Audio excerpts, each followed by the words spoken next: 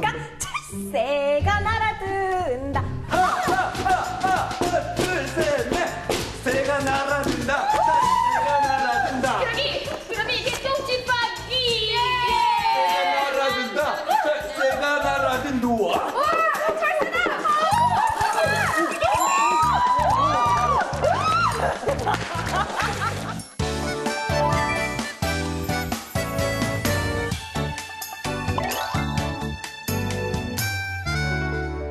신개념 날씨 토크쇼 캐스터.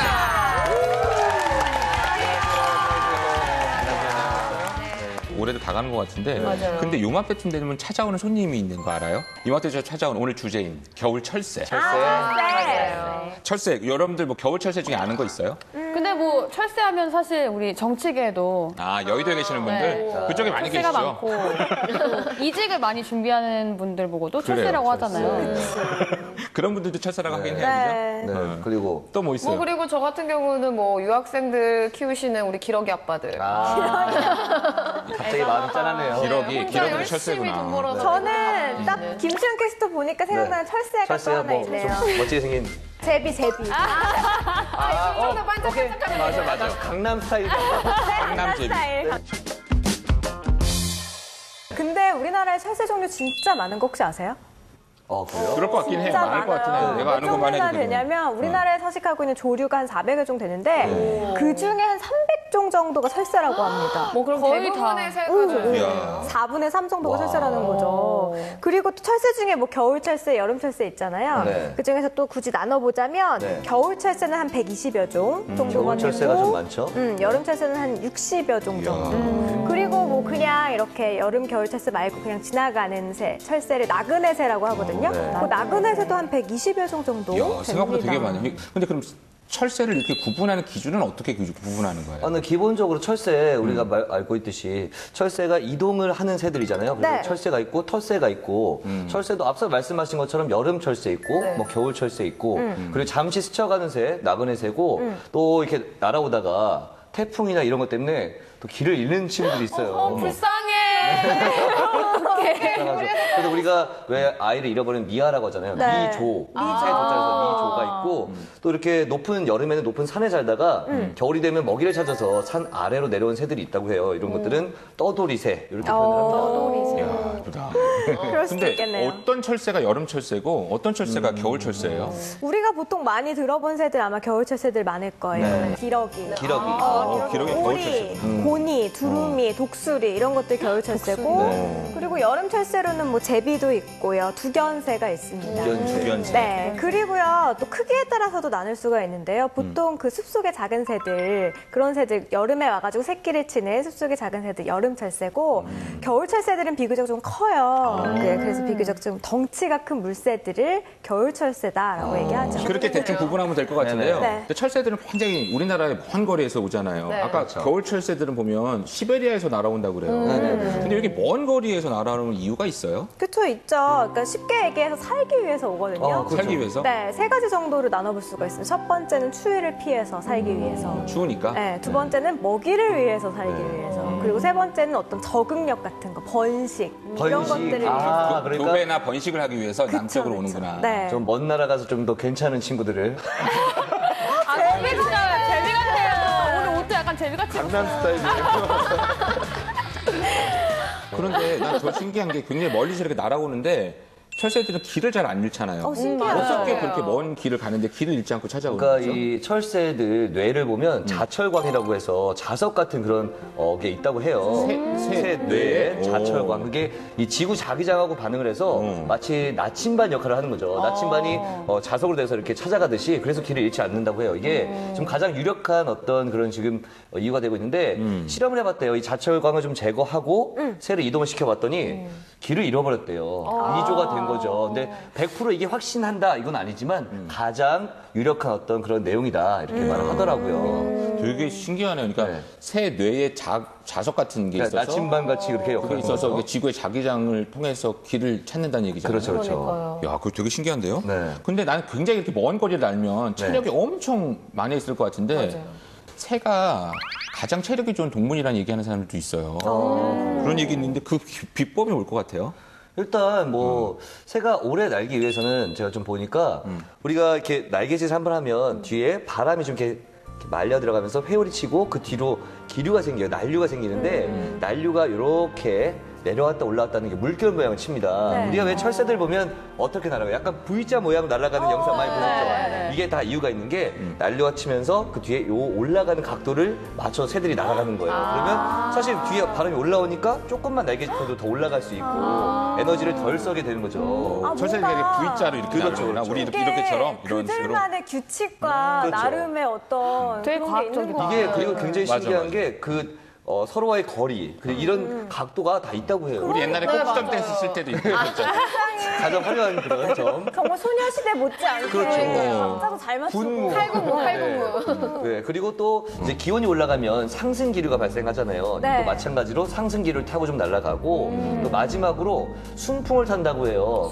그러니까 역풍을 맞으면 당연히 힘들겠죠. 순풍을 보는 건데 살아오면서 아마 그런 기압 배치 같은 것들을 몸소 익히지 않았을까 이렇게 좀 추측을 하고 있죠. 그렇겠네요. 네. 그러니까 새들이 날 때 기상현상들, 그러니까 순풍을 타는 걸 해야 쉽게 날 수 있으니까 그렇죠. 그런 현상들을 새가 느끼면서 한다는 거예요. 그렇죠. 새가 굉장히 똑똑한데 생각보다. 똑똑하네요. 우리가 뭐 할 때 뭐 새됐다 이런 얘기 그런 얘기 하면 안 되는 새가 굉장히 똑똑해. 저희는 그런 얘기 잘 안 하거든요. 방장님 하시죠.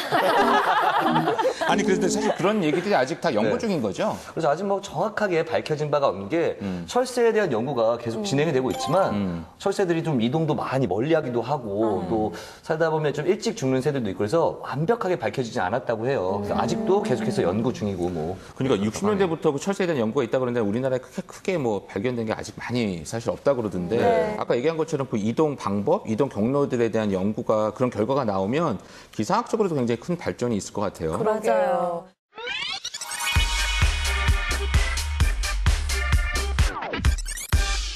우리 철새들에서 얘기하고 있는데요. 네. 아는 만큼 보인다는 얘기처럼 나 사실 오늘 나 철새들을 잘 몰랐거든요. 근데 네. 오늘 철새들에서 얘기하니까 막 더 궁금해졌어요. 나 네. 철새들을 더 알고 싶은데. 뭐든지 물어보세요, 그래요? 저희한테. 네. 아니 오늘 선배들이 사실 네. 김수현 씨나 윤유라 캐스터가 오늘 이렇게 얘기 많이 해줬는데 네. 우리 후배 캐스터들도 좀 뭐 철새에 대해서 뭐 얘기해 줄 거 없어요? 아, 그러니까 좀 분발 좀 하세요, 우리 친구들. 아니 사실은 철새에 대해서 공부 열심히 했는데 선배님들이 너무 철저하게 먼저 준비를 치고 하셔가지고 나왔어요. 좀 주눅이 들었어요. 하지만 저희도 뒤처지지 않게끔 딱 따라가 잡을 수 있게끔 그래, 준비했습니다. 서영이 화이팅. 우리 기상팀의 우리 기대. 몇 편이나 네? 아이, 선배도 화이팅 하시고. 네, 저희 막내가 또 분발을 해야겠죠. 네. 또 저는 어렸을 때부터 1등을 되게 좋아했기 때문에 오늘도 1등으로만 보는 맞아. 우리 일등 철새들 쭉 한번 일등 모아보겠습니다. 저는 윤세영 캐스터 1등. 짜잔! 1위들만 모아봤다. 선물도 준비했어요. 네.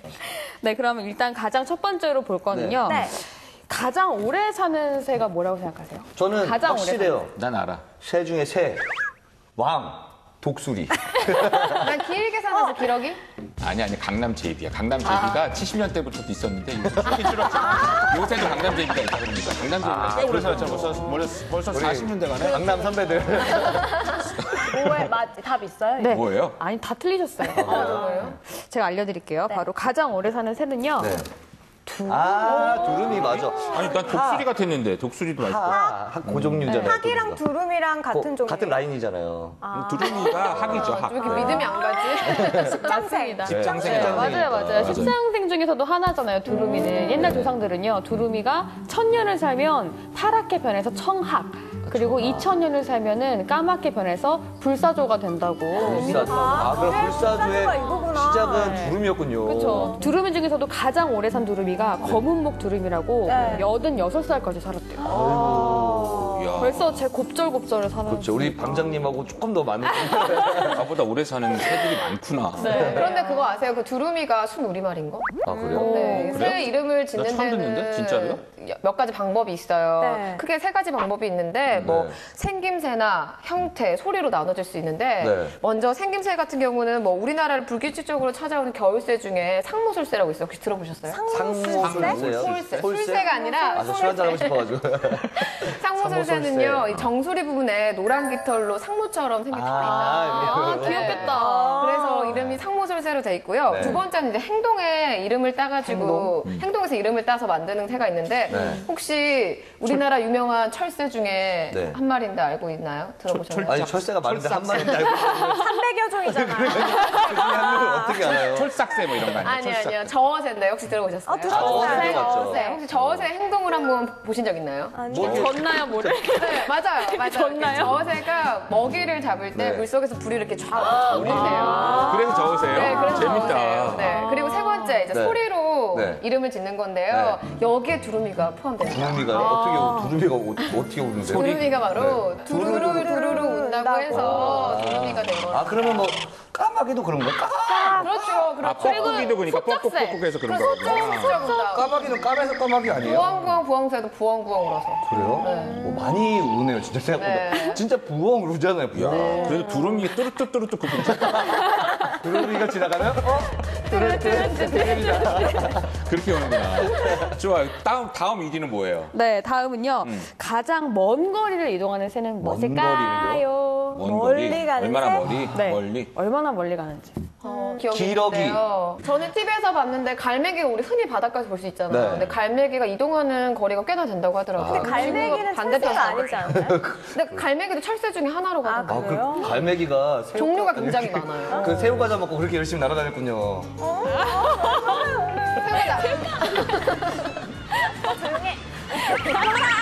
정답 보자고요. 1위 뭐예요? 정답은요. 아마 보시면 들어보셨을 거예요. 네. 도요새. 네, 도요새. 도요새 가수 있었는데 옛날에. 좀 조그만 새 아닌가요? 이렇게 딱 봤는데 네. 이렇게 멀리 막 날아갈 것 같지 나다볼 것 않은데. 아, 그림상은 두루미가 훨씬 멀리 난다고 생겼는데. 어느 날개도 정도가 길고. 어느 정도 이 도요새 중에서도요, 큰 뒷부리 도요새가 8일 동안 네. 12,000km 정도를. 8일 동안 네, 12,000km. 8일 동안 12,000km 12,000km면. 킬로미터? 아, 서울에서 부산이 얼마죠? 400km죠. 엄청난 거리네. 계산이 안 돼요. 계산이 안 되네. 몇 바퀴를 갔다 왔다 하는 8일 거예요. 동안에? 그리고 또 다큐멘터리가 이 도요새를 야. 따라다닌 거예요. 네. 한 도요새 이름을 얄비라고 짓고 그걸 얄비. 따라다녔는데 4년 동안 거의 27,000km를 27,000km면요. 지구에서 달까지 거리 중에서 3분의 1이거든요. 장난 아니죠. 근데 우리가 겨울철에 일반적으로 보는 큰 기러기도 4,000km를 날아서 온대요. 러시아에서. 이제 부산에서 서울까지가 400이니까 왕복 10번. 왕복은 5번이죠. 아니, 왕복 한 번씩? 왕복이면 네, 5번. 대단하죠. 철새들이 엄청난 곳에서 오시는군요. 그렇게. 그러니까요. 체력이 엄청 좋은 진짜 철새. 아, 사실 야. 자동차 타고 운전해서 가도 힘들거든요. 그렇죠. 부산까지 가면 힘든데. 야, 그러니까. 그걸 직접 이렇게 날개짓해서 온다고 하니까. 네. 대단하네요. 그다음에 나머지 또 하나는 뭐예요? 마지막으로는요, 저희가 가장 빠른 새를 한번 준비해봤습니다. 네, 세상에서 가장 빠른 새는 무엇일까요? 금새. 금새네 눈 금새. 깜빡할 새? 이런 얘기 되나? 삐뽀. 언제 때 얘기했지? 그러니까요. 옛날 강남 제비 유명할 때 그때 잘 맞네요, 저랑. 정답 빨리 볼게요. 이름도 아주 예사롭지 않습니다. 짠! 바늘꼬리 칼새. 칼새야 또 칼새야. 칼새예요. 이름도 칼새네. 그러니까요. 이 바늘고리 칼새는요, 아까 말했다시피 잠깐 들러가는 나그네새에 속하는데요. 보통 이제 철새의 90%가 이제 한 20에서 70km로 달린다고 하면은 이 칼새는 400km. 400km. 시속 400km. 시속 아니 그러니까 부산을 1시간에 간다. 아니 그러면은 내가 알기로는 바늘꼬리 칼새랑 KTX랑 붙으면 지금 졌네요, KTX가. KTX가 한 300 KTX가 정도 약간 되죠. 방금 뭐가 지나갔냐? 아니 새가 어떻게 KTX보다 더 빨리 날지?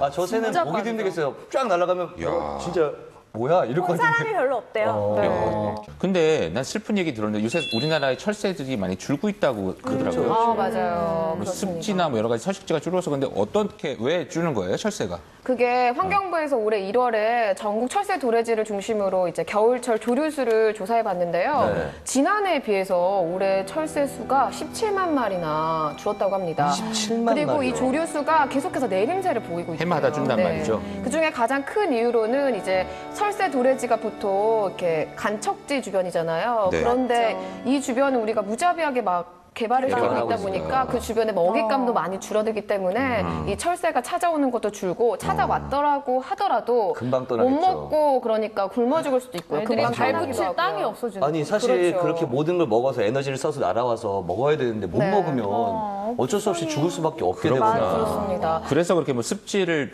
보전하자, 서식지를 보존하자는 그런 무슨 그러네요. 뭐 남사르 조약인가 뭐 이런 거 체결하고 그러는 게 네, 아니라 맞습니다. 그런 서식지를 보존하자는 것 때문에 그런 거군요. 네, 맞아요. 그 서식지 중에 그 람사르 조약에 또 우리 밤섬이 포함된다는 사실 알고 계셨나요? 그만큼 이제 습지가 많이 줄고 있어서 다들 노력을 하고 있는데 네. 또 이 철새가 줄어드는 이유 중에 하나가 최근 들어 발생한 그 병 때문이에요. 바로 조류독감. AI 때문에. AI 때문에. 이 AI 때문에 일부러 철새를 죽이는 분들도 많고요. 우리나라에서도 참 말이 많잖아요. 이게 맞아요. 철새 때문이냐 맞아. 아니냐. 네. 그리고 이 조류 인플루엔자 때문에 막 철새한테 원래 먹이를 주면 좀 유지를 하자 이런 적도 있었는데 오히려 먹이도 안 주고 하다 보니까 그래요. 철새 수가 그랬었어요. 크게 줄었다고 합니다. 네. 그리고 또 우리 언론이나 이렇게 방송을 통해서 보면 이 철새가 AI의 주범이다라고 오보를 하거나 뭐 보도를 뭐 확대 보도를 하거나 아니면 방역 당국이 발표를 하면서 좀 오해가 나오기도 하는데요. 근데 이걸 가지고 철새가 주범인지 아닌지는 아직 확정된 바가 없는데 네. 오해가 점점 커지고 있는 거죠. 그러니까 쓸데없이 미워하는 경향이 좀 생길 수가 있겠네요. 네. 그러니까 아닐 수도 있는 건데. 그러니까 네. 아니, 철새 그럼 사실 우리가 세계 환경을 좀 이어주는 그러한 사실 굉장히 소중한 걸로 생각하고 맞아요. 있었는데 네. 어느 때부터 지금 얘기한 것처럼 철새가 맞아요. 그런 AI 그런 것들을 준다고 그래서 굉장히 안 좋은 걸로 인식되고 있었는데 네. 그런 또 다른 얘기를 하는 사람들도 있나 보죠? 네, 그렇습니다. 그래서 제가 네. 이쯤이죠. 우리가 준비했어요. 그래서 제가 좀 조사를 해봤는데요. 임상은 조사를 뭐 중요한 게 있어요. 해봤는데요. 네. 이 조류독감. 내용을 가지고 좀 우리 캐스터분들도 시청자 여러분들도 직접적으로 좀 판단하는 게 좋을 것 같다라는 그렇죠. 사실 생각이 들어요. 정확한 정보 없이 아주 철새가 문제야 이렇게 하는 것도 나쁜 거니까. 네, 일단 철새 조류독감과 관련해서 크게 두 가지 의견이 나와 있습니다. 네. 이 조류독감, 철새가 원인이다라고 주장하는 분들이 있는데요. 네. 이 분들의 근거부터 한번 살펴볼게요. 저도 그렇게 알고 있었어요, 사실은. 네, 따라라. 자, 역학조사위원회 발표인데요. 그러니까 네. 곧 뭐 정부의 발표라고 보시면 되는데요. 네. 첫 번째 이유가 지금까지 국내에서 H5N1형의 조류인플루엔자가 발생한 적이 없다라고 하고 있고요. 두 번째는 최초 발생 농가가 철새 도래지 근처에서 위치해 있고 네. 또 다른 발생 농가들도 철새 도래지인 서해안 지역에 편중되어 있다라고 나와 있어요. 그리고 세 번째는 H5N1형의 바이러스가 철새들의 폐사체에서 검출됐다라는 근거가 있는데 네. 이게 가장 큰 세 가지 근거예요. 근데 사실 이렇게만 보면 맞는 얘기 얘기 같죠. 같잖아요. 그렇죠. 우리나라에는 여태까지 조류 인플루엔자가 이게 없었고 그리고 이게 근처에서 발생했고 맞아요. 죽은 애들한테 이게 나왔다. 그러면 맞는 거 아닌가요? 원인은 철새밖에 없다라고 하죠. 그렇죠. 쉽게 얘기하면, 그러니까 원래 우리는 농가에는 없었는데 네. 철새가 날아 갖고 들어오면서. 왔다. 그렇죠. 그렇게밖에 볼수 철새가 없는 전파를 했을 것이다. 우리나라에서 발생한 적이 없는데 하지만 이 반대되는 의견도 있습니다. 네. 바로 네, 또 철새도 피해자다. 철새도 피해자다. 네. 어. 그럼 그 근거들 한번 살펴볼게요. 이 의견은요, 유엔에서 나왔는데요. 자, 네. 첫 번째 근거를 보면 조류 인플루엔자는 가금류 농장에서 주로 발생을 하고 있고요. 세계 다른 곳에서는 야생조류에서 이 조류 인플루엔자 바이러스가 발견되지 않았다라고 없었다. 보고되고 있어요. 그리고 두 번째로는 가금류 농장에서 저병원성 바이러스가 고병원성으로 진화했을 가능성이 높다라고 나와 있어요. 좀 어렵죠. 그러니까 철새 때문이 아니라는 거. 오히려 철새도 보니까 근데 조금 더 시청자분들 위해서 좀 쉽게 좀 설명해 주세요. 네. 가금류 농장이 어떤 건지 아세요? 보통 우리가 가둬두고 사육장이 네. 닭가오리를 이렇게 가둬놓고 키우고 있잖아요. 그런 사육장을 가금류 농장이라고 하는데 네. 말 그대로 야생조류, 우리 철새들한테서는 이 바이러스가 검출된 적이 없다고 해요. 네. 그런데 이 닭과 오리가 사는 곳에서는 발생이 됐는데 네. 그곳에서 저병원성 바이러스가 뭐 습한 환경과 비위생적인 환경을 만나가지고 오히려 고병원성으로 진화가 됐을 가능성이 높다고 했어요. 근데 이 저병원성, 고병원성도 헷갈리시는 분들 많을 거예요. 그렇죠. 여러분들도 이게 무슨 의미인지 그렇죠, 아세요? 그렇죠. 저병원성, 그러니까 병원성이 감염의 가능성이 있는 균이에요. 네, 그러니까 감염이 낮은? 낮은 게 저병원성, 감염이 높은 게 고병원성인데 감염이 낮은 바이러스가 감염이 높은 바이러스로 진화가 된 것이다. 감염성이. 강도가 세졌다. 그러니까 결국 이런 가금류 농장에서 병원균이 진화를 해가지고 네. 사람의 손이나 발이나 네. 뭐 사료나 자동차나 이런 걸 타고 온 것이지. 퍼졌을 것이다. 이렇게 된 근데 거죠. 그렇다 따지면 여기 있는 철새들은 오히려 날라왔다가 얘네들도 병을 얻은 걸 수도 있겠네요. 네, 그렇습니다. 그리고 우리가 철새가 주범이다 해가지고 먹이를 안 주다 보니까 네. 아이들이 굶게 되고 그러면 어떻게 돼요? 면역력이 떨어지죠. 그렇죠. 명령이 떨어지니까 바이러스의 노출 빈도가 높아지고 병이 걸린 거예요. 오히려 그 얘네들도 독감이 걸린 거예요. 근데 그러니까. 사실 이쪽 얘기 들으면 이쪽 얘기가 맞는 것 같고 저쪽 이쪽이 얘기 들으면 철새도 피해자 같고. 그러니까 우리가 여태까지는 철새가 원인인 줄 알았는데 또 네. 다른 의견도 있으니까 네. 사실 굉장히 잘 그걸 파악해가지고 정확한 사실 원인을 파악하는 게 굉장히 중요할 것 같아요. 네, 맞습니다. 아직까지는 어떤 게 맞다라고 정확하게 보고된 바가 없으니까요. 네. 좀 오늘 알려드린 정보를 바탕으로 조금 직접적으로 판단하시는 게 좋을 것 같고요. 지금 계속해서 정부 차원에서 역학조사를 벌이고 있대요. 그래서 더욱더 정확한 그 원인을 판별한다고 합니다. 이게 빨리 중요하겠네요. 그러니까요. 사실 요즘 때 되면 이 시즌 되면 이 방역당국하고 농가들 굉장히 사실 비상이거든요. 그렇죠. 그러니까 말씀하신 것처럼 방제 대책을 잘 세워서 농가 또 사실 우리 철새들한테도 사실 피해가 없어야 되는 거니까 맞아요. 그런 부분에서 잘 우리가 계획과 연구를 좀 해야 될 것 같아요. 맞아요. 예. 그리고 내가 얘기 들어보니까 뭐 철새에 대한 축제도 있다고 얘기하던데 네. 요새 그런 축제들이 있나요? 있어요. 제가 한 군데만 좀 소개를 해드리자면요. 네. 2014년도 군산 세계 철새 축제가 열립니다. 14일부터 16일까지요. 금강 습지생태공원에서 열리거든요.